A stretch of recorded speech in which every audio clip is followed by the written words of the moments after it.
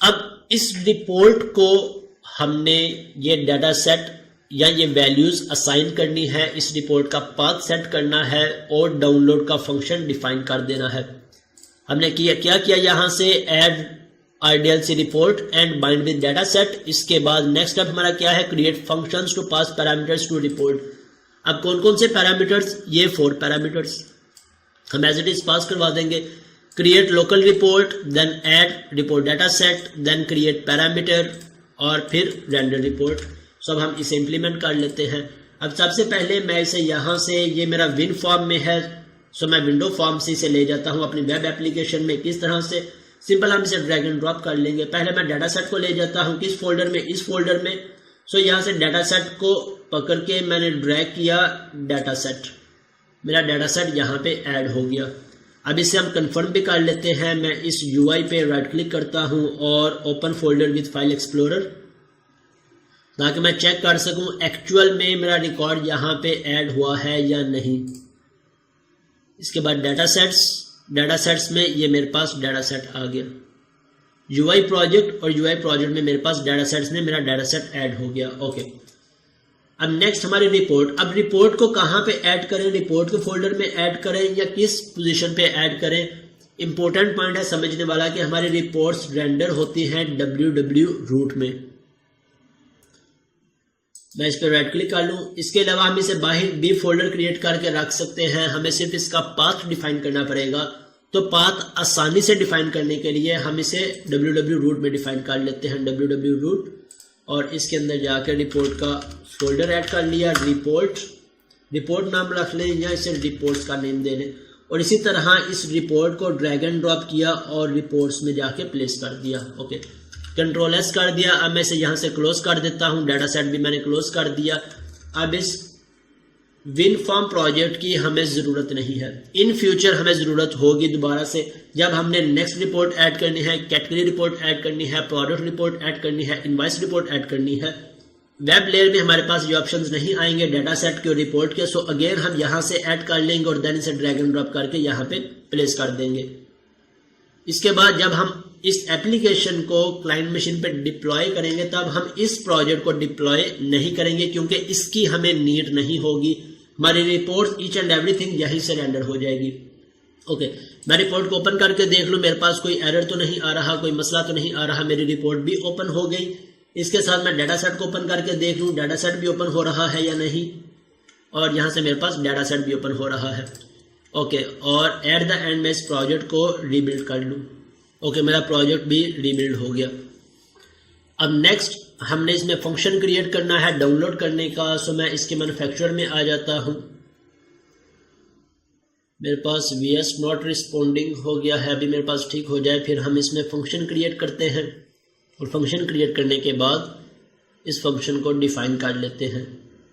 Okay, यहाँ से मैं इन सभी को क्लोज कर देता हूँ, क्लोज ऑल टैब्स। और अब यहाँ से मैं आ जाता हूँ मैन्युफैक्चरर्स, और मैन्युफैक्चरर गो टू मैन्युफैक्चरर्स। जहाँ पे मेरे पास क्रिएट का बटन है, इसके नीचे मैं डाउनलोड का बटन ऐड करवा लेता हूँ।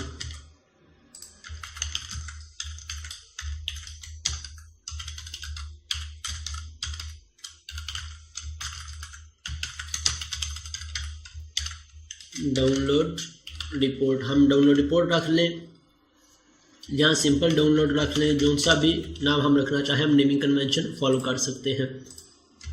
अब यहाँ पे आगे मैं एक फंक्शन डिफाइन कर देता हूँ, let's say public wide download report. अब ये रिपोर्ट मेरी क्या रिटर्न करेगी, क्या ये रिपोर्ट मेरी कोई व्यू रिटर्न करेगी? जब यूज़र इस डाउनलोड के बटन पे क्लिक करेगा, इस व्यू से इस डाउनलोड के बटन पे क्लिक करेगा, तब क्या मेरा कोई व्यू डिस्प्ले होगा या मेरी PDF रिपोर्ट डायरेक्ट डाउनलोड हो जाएगी? अगर तो व्यू रिटर्न होगा तो हम यहाँ से रिटर्न व्यू करवा लें। अगर हमने यहाँ से फाइल रिटर्न करवानी है तो हम यहाँ से फाइल को रिटर्न करवा दें। फाइल को किसी भी तरह की फाइल हो सकती है, एक्सेल फाइल है, PDF फाइल है, इमेज फाइल है, जो सी भी फाइल हम डाउनलोड करवाना चाहते हैं, हम उस फंक्शन की टाइप फाइल रिजल्ट कंटेंट, या फाइल कंटेंट रिजल्ट होगा, यस फाइल कंटेंट रिजल्ट। ये हमने फंक्शन डिफाइन कर दिया और ये रिटर्न क्या करेगी, मेरे पास फाइल। अगर हम इसे डिफाइन नहीं करते तो हम आई एक्शन रिजल्ट को यूज कर लें। आई एक्शन रिजल्ट इंटरफेस है और इंटरफेस हमें पता है कि रन टाइम पे इसे डाटा टाइप असाइन करवा देगा। सो हम चाहे आई एक्शन रिजल्ट को यूज कर लें या फाइल कंटेंट को यूज कर लें। अब ये फाइल के कुछ पैरामीटर्स हमने डिफाइन करने हैं। सो कौन कौन से पैरामीटर्स हैं, हम यहां से वन बाय वन करके उन स्टेप्स को इम्प्लीमेंट कर लेते हैं। सेट, फर्स्ट पॉइंट क्या है, सेट रिपोर्ट बेसिक पैरामीटर्स। मैं इन सभी पॉइंट्स को कॉपी करता हूं और यहाँ पे आके इसे पेस्ट करवा देता हूं और इन 1 2 3 को रिमूव करवा देता हूं। रिमूव हो गए। फॉर्मेट, एक्सटेंशन और माइम टाइप। माइम टाइप आप समझ सकते हैं कंटेंट टाइप कि मेरी पीडीएफ रिपोर्ट है, एक्सेल रिपोर्ट है, सो ये इस फाइल की एट्रीब्यूट्स हैं जो हमें पास करवाने हैं, कंटेंट टाइप या माइम टाइप।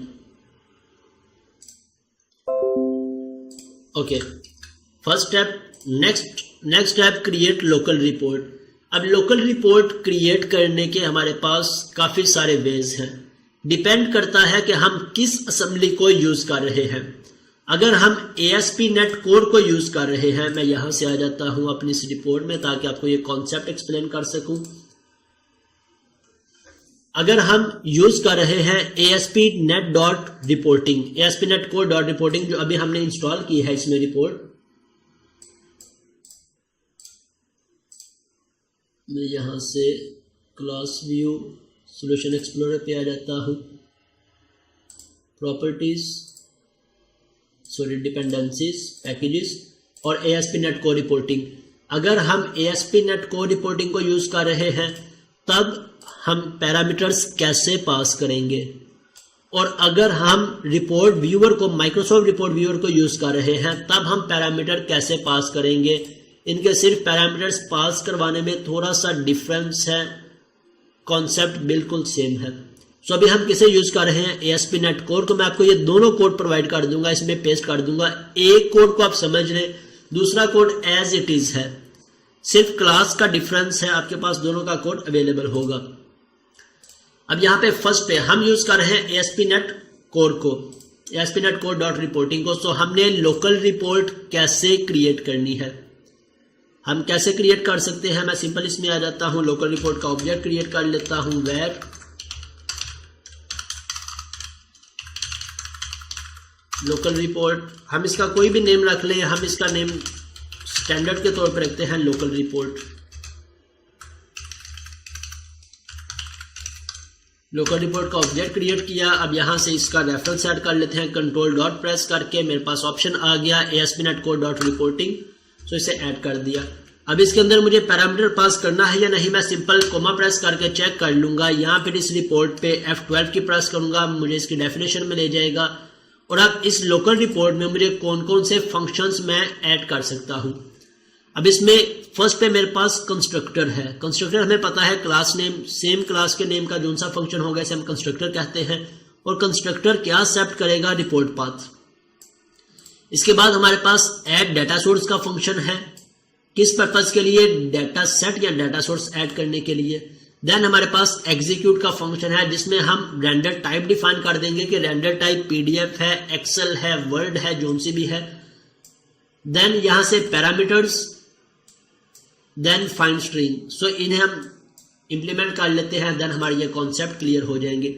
अब यहां पे मुझे पाथ डिफाइन करना है, मैं इसे यहां से पहले कमेंट कर देता हूं, रिपोर्ट पाथ। पाथ डिफाइन करते वक्त हमने कुछ पॉइंट्स का लाजमी ख्याल रखना है। फर्स्ट ऑफ ऑल एक ये पॉइंट कि क्या हमारी ये एप्लीकेशन इंडिपेंडेंट होगी या इन फ्यूचर हमारी इस एप्लीकेशन ने किसी और मेजर एप्लीकेशन का पार्ट बनना है। फॉर एग्जांपल मैं आसान लफ्जों में एक्सप्लेन कर देता हूं, मैं यहां से इसे रिमूव कर देता हूं। ओके, यहां से मैं सारे को सिलेक्ट करके रिमूव कर देता हूं। फॉर एग्जांपल मेरे पास कुछ मॉड्यूल्स हैं,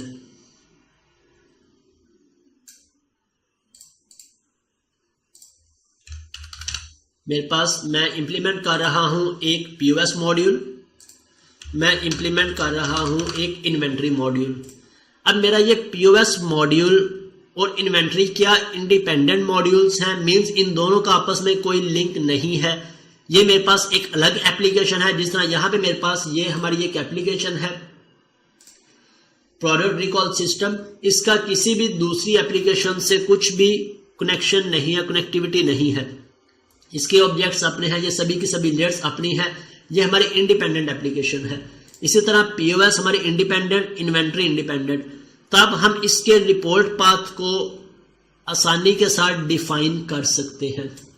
कैसे डिफाइन कर सकते हैं कि हमारे इस प्रोजेक्ट का पाथ हम उठा लेंगे, प्रोजेक्ट के पाथ के बाद www रूट, और इसके बाद हमने रिपोर्ट का फोल्डर क्रिएट किया था और रिपोर्ट के फोल्डर में हमारी जोन से भी रिपोर्ट का नेम था, वो रिपोर्ट नेम। सो जब भी हमारी रिपोर्ट रेंडर होगी, फॉर एग्जांपल पीओएस में रिपोर्ट थी तो पीओएस का बेसिक पाथ या रूट पाथ, इसके बाद रिपोर्ट का फोल्डर, देन रिपोर्ट नेम। अगर इन्वेंट्री है देन अगेन इन्वेंट्री का बेस पाथ, देन रिपोर्ट का फोल्डर, देन उस फोल्डर के अंदर हमारी रिपोर्ट है। लेकिन अगर हम इन फ्यूचर हर एक मॉड्यूल को किसी मेजर एप्लीकेशन में ऐड करेंगे, हमारी उस मेजर एप्लीकेशन कोई भी एप्लीकेशन हो सकती है, मैं इसे ईआरपी एप्लीकेशन की एग्जांपल ले लेता हूं। अब ईआरपी में हमें पता है कि हमारे पास मल्टीपल मॉड्यूल्स हम ऐड करते हैं, एक मॉड्यूल हो, दो मॉड्यूल हो, तीन मॉड्यूल्स हो। अब यहां पे मेरे पास एक पीओएस मॉड्यूल है, एक इन्वेंट्री है, एक एचआरएम है, फाइनेंस या अकाउंट्स का भी मॉड्यूल है। अब पीओएस के पाथ अलग होंगे, इन्वेंट्री के अलग होंगे। अगर तो ये एप्लीकेशन इंडिपेंडेंट है तब ये पाथ हमारे लिए परफेक्टली वर्क करेगा। लेकिन अगर हमने इन फ्यूचर इन एप्लीकेशंस को किसी मेजर एप्लीकेशंस में एज अ डीएलएल ऐड करवाना है या किसी मेजर एप्लीकेशन में ऐड करवा देना है, तब हमारे पास रिपोर्ट्स के लिए ये पाथ कभी भी रिकमेंडेबल नहीं है, कभी भी सूटेबल नहीं होगा। क्यों? क्योंकि ये हमारे पास हमारे इस मॉड्यूल का, हमारे सिर्फ इस मॉड्यूल का पाथ है, ना कि इस पूरी एप्लीकेशन का। अब जब ये मॉड्यूल मेरा इस एप्लीकेशन का पार्ट हो जाएगा, तब मेरा बेस पाथ www रूट कौन सा पाथ उठाएगा, जो सा हमारा इस ईआरपी एप्लीकेशन का फोल्डर का पाथ होगा। तब हमारा ये पाथ, स्ट्रिंग पाथ वर्क नहीं करेगा। तो जब भी हमने अपनी एप्लीकेशन को किसी मेजर एप्लीकेशन में ऐड करवाना हो, तब हम इस सिंपल पाथ को यूज नहीं करते, हम यूज करते हैं एम्बेडेड पाथ को। एम्बेडेड पाथ मीन्स हम यहां से हार्डकोर पाथ नहीं करते, बल्कि हम पाथ को एम्बेडेड पाथ प्रोवाइड करते हैं। एम्बेडेड पाथ क्या होता है, अब हम उसे देख लेते हैं।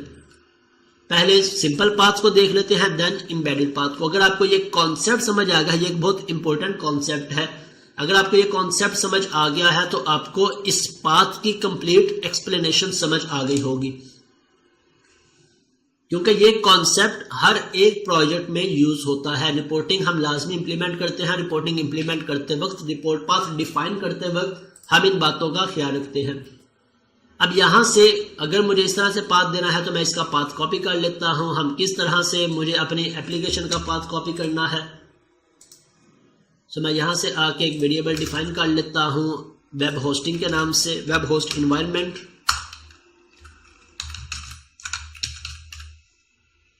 और इसे मैं इंजेक्ट करवा देता हूं इसके कंस्ट्रक्टर में। ये ऑब्जेक्ट मेरे पास कहां से आएगा,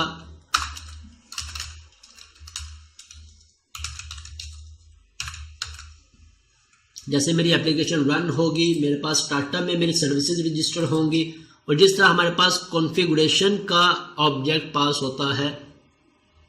अभी हमने कॉन्फ़िगरेशन के ऑब्जेक्ट को डिस्कस नहीं किया। ओके, फिल वक्त के लिए यहां से हम समझ लेते हैं आई वेब होस्ट इन्वायरमेंट, कि मेरी एप्लीकेशन में इस पूरे प्रोजेक्ट में मैंने जो सी भी डिटेल्स गेट करनी हो इस एप्लीकेशन की, अब वो डिटेल्स कौन कौन सी हो सकती हैं।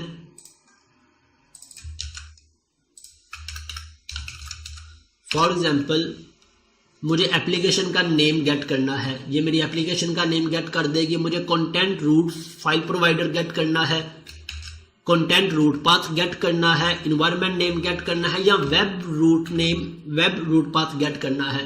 सो ये डिफरेंट प्रॉपर्टीज हैं इस पूरी प्रोजेक्ट की। हम जिसे भी गेट करना चाहे हम यूज कर सकते हैं। मुझे यूज करना है वेब रूट पाथ को। अब इसे मैं यहाँ से स्ट्रिंग में डिफाइन कर लेता हूँ, इंटरपोलेटेड स्ट्रिंग्स को मैं यूज कर लेता हूँ। और अब इसके बाद ये बेस पाथ मेरे पास आ गया। फर्दर हमारे पास रिपोर्ट्स का फोल्डर है। अब ये बेस पाथ कहाँ तक आएगा? www रूट तक, क्योंकि हमें पता है कि हमारी एप्लीकेशन .NET कोड एप्लीकेशन जितनी भी क्लाइंट साइड फाइल्स को रीड करता है www रूट फोल्डर से रीड करेगा। अभी हम इसे वेरीफाई भी कर लेंगे। इसके बाद रिपोर्ट्स फोल्डर और फिर रिपोर्ट फोल्डर में मेरे पास रिपोर्ट का नेम। तो मैं इस पाथ को यहाँ से कॉपी कर लेता हूँ। कहाँ पे मेरे पास पाथ है? ये मेरे पास पाथ आ रहा है और यहाँ से मैंने इसे कॉपी कर लिया। www root folder, then reports department.rpt.rdlc जो हमारी रिपोर्ट का नेम है। यहाँ से मेरे पास डिपार्टमेंट नेम नहीं है, मेरे पास नेम है मैन्युफैक्चरर्स। ओके, अब यहाँ से लोकल रिपोर्ट को मैं इसका नेम पास करवा देता हूँ। नेम पास हो गया, सॉरी रिपोर्ट का पाथ पास हो गया। अब इस लोकल रिपोर्ट में मेरे पास एम्बेडेड पाथ पास करने का ऑप्शन नहीं है। लोकल रिपोर्ट डॉट, अब मेरे पास एम्बेडेड पाथ का ऑप्शन नहीं है। यहाँ पे भी अगर मैं देखूँ, मैं कोमा प्रेस करके भी अगर देख लूँ तो मेरे पास सिर्फ एक पैरामीटर है स्ट्रिंग रिपोर्ट पाथ, ना कि एम्बेडेड पाथ। लेकिन माइक्रोसॉफ्ट की सर्विस में, माइक्रोसॉफ्ट रिपोर्टिंग में हम एम्बेडेड पाथ पास करवा सकते हैं। किस तरह से पास करवाते हैं मैं उसे भी यहाँ पे लिख देता हूँ ताकि आपको ये पार्ट भी याद रहे।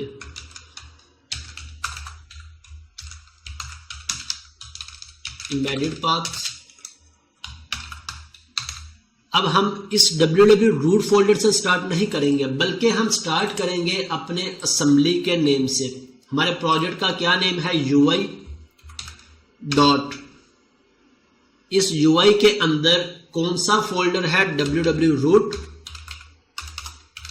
डॉट रिपोर्ट्स डॉट, और एट द एंड जोन सा भी रिपोर्ट का नेम होगा। ये पाथ हमने अपने मॉड्यूल का पाथ या एम्बेडेड पाथ डिफाइन कर लिया। और इसके बाद जब माइक्रोसॉफ्ट की रिपोर्ट्स हम इंप्लीमेंट करते हैं तो इसमें हमारे पास इसके साथ ऑप्शन आ जाता है local report dot report embedded path. तो वहां से जाके हम इसे एम्बेडेड पाथ असाइन करवा देते हैं, राइट। सो अब मेरे पास, मैं इस बेस पाथ को हार्ड कोड नहीं कर रहा, बल्कि मैं इसे एम्बेडेड पाथ असाइन कर रहा हूं कि इस पूरी ERP में मेरा POS प्रोजेक्ट में www रूट फोल्डर में रिपोर्ट्स का फोल्डर और फिर उसमें मेरी रिपोर्ट को रेंडर करवा दो। इसी तरह इन्वेंट्री, इस पूरी ERP में मेरे पास इन्वेंट्री प्रोजेक्ट, फॉर एग्जांपल ये मेरे पास इन्वेंट्री प्रोजेक्ट में www root folder, then report और देन मेरी report.rdlc। तो इस तरह हमारे पास कभी भी इसका मसला नहीं आएगा। तो मैं इसे कमेंट कर देता हूं और इसे भी यहां से कमेंट कर देता हूं। ये मेरे पास रिपोर्ट हो गई। इसके बाद नेक्स्ट स्टेप हमारा क्या था? नेक्स्ट हमने रिपोर्ट सेट कर दी। इसके बाद हमने डाटा सोर्स सेट करना है। सो डाटा सोर्स कैसे सेट कर सकते हैं? डाटा सोर्स सेट करने के लिए local report dot add data source. अब मैं इसमें कोमा प्रेस करूंगा, मेरे पास इंटेलिजेंस ऑप्शंस आ जाएंगे। मैं यहां से चेक कर लूंगा मैंने कौन कौन से पैरामीटर्स पास करने हैं। पहले डाटा सेट नेम और फिर डाटा सोर्स। ओके, हमारे डाटा सोर्स का नेम क्या है?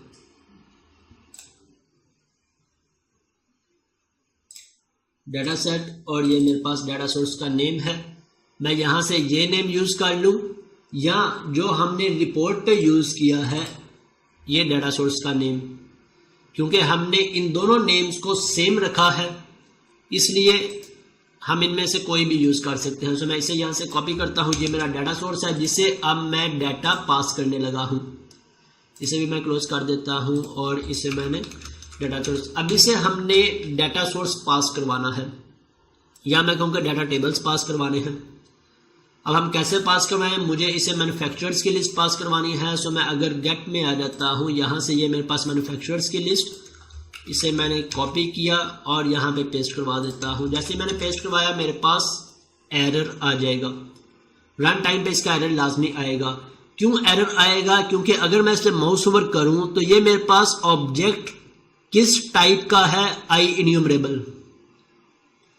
या मैं कह लूं कि लिस्ट टाइप का, ये ऑब्जेक्ट मेरा लिस्ट टाइप का है, लेकिन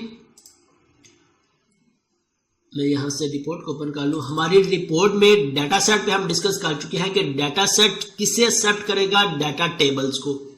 इट मीन्स जहां पे हमें इसे पास करवाने से पहले इस लिस्ट को कन्वर्ट करना पड़ेगा डाटा टेबल में, तभी मेरा ये डाटा टेबल इसे असाइन होगा।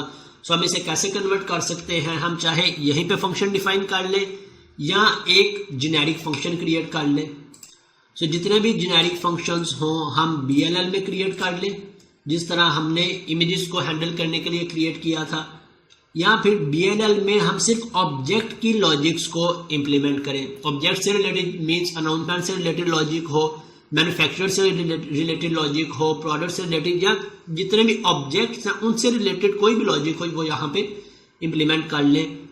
और फ्रंट एंड से रिलेटेड जितनी लॉजिक्स हो हम फ्रंट एंड लेयर पे यहाँ पे एक फोल्डर ऐड कर लें हेल्पर मेथड्स के नाम से, हेल्पर मेथड्स, और इसमें एक हेल्पर क्रिएट कर लें जिसमें जितनी भी कॉमन फंक्शनैलिटीज हो डाटा टेबल्स की, लिस्ट की, रिपोर्ट्स की, एक्सेल्स की, वो सब यहाँ पे डिफाइन कर दें। अब इसमें जाकर मैं क्लास क्रिएट कर लेता हूँ हेल्पर्स। अब जितने भी मेरे हेल्पर्स होंगे मैं यहाँ पे इस क्लास में डिफाइन करता जाऊंगा सभी फंक्शंस। तो ये भी हमारे पास एक स्टैंडर्ड है कॉमन फंक्शनैलिटीज को डिफाइन करने का। सो मेरे पास यहाँ पे नीचे मैंने फंक्शन ऐड किया है लिस्ट टू डाटा टेबल। ये जनरल फंक्शन है, इसे हम कोई भी लिस्ट पास करवा दें ये हमें उसे डाटा टेबल में कन्वर्ट करके रिटर्न करवा देगा। यहाँ से मैं इन एरर्स को सॉल्व कर लेता हूँ। इस तरह बाइंडिंग कंट्रोल डॉट प्रेस किया, मेरे पास ये एरर्स भी सॉल्व हो गए। अब अगर हम इसे अंडरस्टैंड करना चाहें हम इसे अंडरस्टैंड भी कर सकते हैं। यहाँ पे मैंने कमेंट्स भी ऐड किए हैं। Get all properties by using reflection. इस लिस्ट में जितनी भी प्रॉपर्टीज होंगी वो प्रॉपर्टीज यहाँ से गेट करेगा और सभी के अकॉर्डिंग कॉलम ऐड करवा देगा। कॉलम ऐड करवा दिए, इसके बाद यहाँ पे रोज ऐड करवा देगा और हमें डाटा टेबल रिटर्न करवा देगा।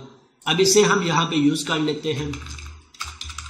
मैं यहाँ पे ऑब्जेक्ट क्रिएट कर लूँ डाटा टेबल और then helpers, control dot press करके इसका रेफरेंस ऐड कर लिया, डॉट,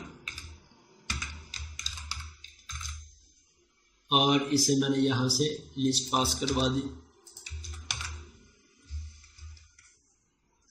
अब यहाँ पे हमारे पास अगेन एरर आ रहा है। किस चीज का एरर आ रहा है? हमने तो इसे लिस्ट पास करवाई है, मेरे पास यहाँ पे एरर आ रहा है। कहाँ पे गया मेरे पास एरर?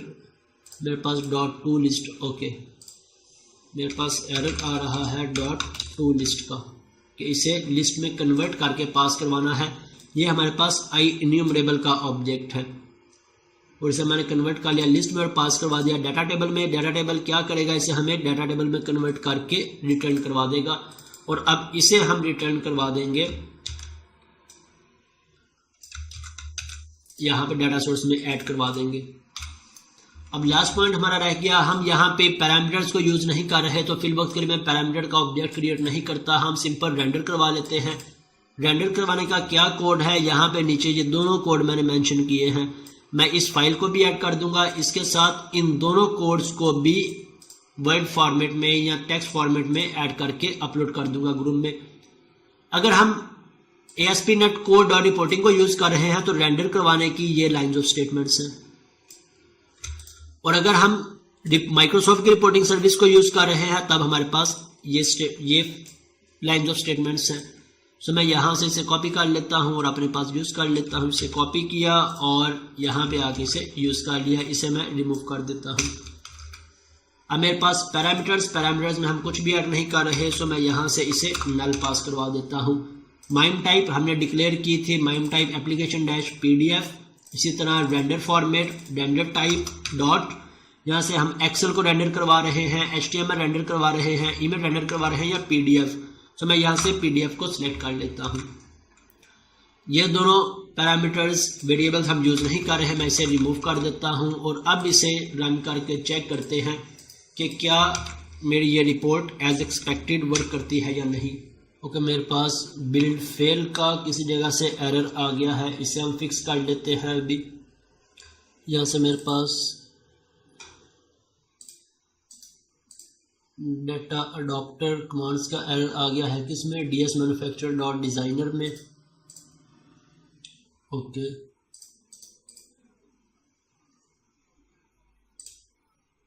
ओके, मैं इसे क्लीन कर लेता हूँ, एक दफ़ा चेक कर लेते हैं इसे। ओके, मेरी यूआई लेयर में कोई एरर नहीं आ रहा। ओके, मेरे पास यूआई में कोई एरर नहीं आ रहा, इस विन फॉर्म में एरर आ रहा है, तो मैं इसे यहाँ से अनलोड करवा देता हूँ या डिलीट करवा देता हूँ। ओके, ये मेरे पास मसला कर रही है अभी। ओके, इस प्रोजेक्ट को मैं यहाँ से अनलोड करवा लेता हूँ। कहाँ पे अनलोड का ऑप्शन है, अनलोड प्रोजेक्ट। ओके, अब इस सॉल्यूशन को रीबिल्ड करते हैं। ओके, रीबिल्ड सक्सीड हो गया। अब मैं इसे रन करके चेक कर लेता हूँ। मैन्युफैक्चरर्स में मेरे पास डाउनलोड का बटन ऐड है, सो हम इसे डाउनलोड करवा के देखते हैं। ओके, मैं आ जाता हूँ मैन्युफैक्चरर्स और डाउनलोड, मेरा ब्रेक पॉइंट हिट हो गया। Next F10। अब मेरे पास यहाँ से पहले रिपोर्ट पाथ चेक कर लेते हैं। रिपोर्ट पाथ, यहाँ इसे मैं सिलेक्ट करके पहले इसे चेक कर लूँ कि ये मेरे पास क्या पाथ आया है। इस पर राइट क्लिक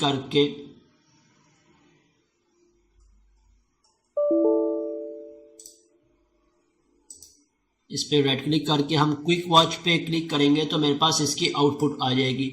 अब ये मेरे पास कंप्लीट पाथ आ रहा है, कहाँ तक, www रूट तक। और इसके बाद रिपोर्ट पाथ में मेरे पास इसका सारा पाथ आ गया। www रूट, इसमें रिपोर्ट्स का फोल्डर है, रिपोर्ट्स के फोल्डर में मेरे पास ये मेरी रिपोर्ट है। ओके, अब इसे फर्दर करते हैं। नेक्स्ट, यहाँ से मेरे पास डाटा टेबल में कन्वर्ट हो गया। डाटा टेबल, अब लिस्ट और डाटा टेबल में क्या डिफरेंस है, अगर मैं इसे एक्सपेंड करता हूँ क्विक वॉच, ये मेरे पास लिस्ट में हमारे पास कॉलम नेम नहीं है। अगर आप नोट करें, हमारे पास सिर्फ डाटा होता है, हमारे पास कॉलम नेम्स नहीं होते। लेकिन अगर मैं यहाँ पे डाटा टेबल को फर्दर एक्सपेंड करता हूँ तो डाटा टेबल में हमारे पास कॉलम्स भी आ रहे हैं, कॉलम्स प्लस डाटा। सो किसी जगह पे हमें सिर्फ डाटा चाहिए हो तो हम लिस्ट को यूज कर लें, अगर हमें कॉलम्स प्लस डाटा चाहिए हो तो ज़्यादा बेटर है हम डाटा टेबल्स को यूज कर लें। सो टोटली डिपेंड करता है हमारी रिक्वायरमेंट पे, हमारे कोड की क्या रिक्वायरमेंट है, एप्लीकेशन की क्या रिक्वायरमेंट है। अब इसे मैं करता हूँ यहाँ से नेक्स्ट, मेरी लोकल रिपोर्ट क्रिएट हो गई। F10 की प्रेस कर दी, मेरा डाटा सोर्स सेट हो गया। नेक्स्ट, मेरे पास कोई एरर होगा तो यहाँ पे एरर डिस्प्ले हो जाएगा। ओके, मेरे पास एरर डिस्प्ले हो गया।